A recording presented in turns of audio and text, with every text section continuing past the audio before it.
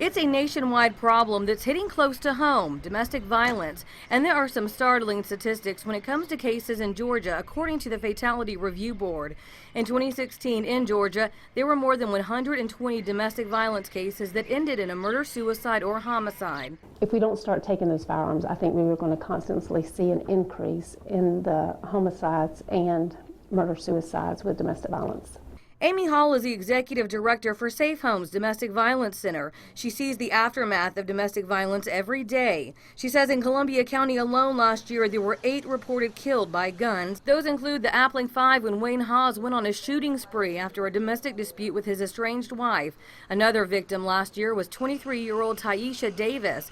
Last December, the GBI says her boyfriend, Lenny Moss, came to her Thompson house and shot and killed her.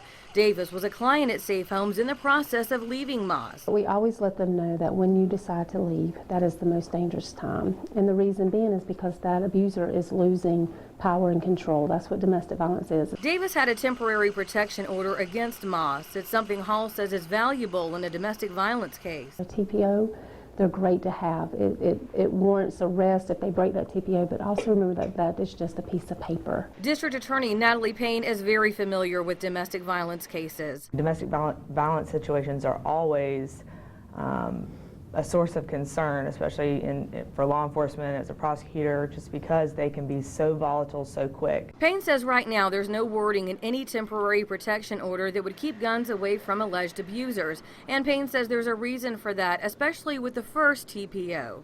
At that point in time, those are usually ex parte, meaning that the defendant is obviously not there to voice his side, and they are afforded due process. Taking the accuser's gun away before a crime has been committed is unconstitutional. Before we're going to take somebody's rights away, we want to make sure that they are afforded the opportunity to be heard and to make sure that the statements are valid. Payne says guns can be taken away once there are criminal charges on a case-by-case basis.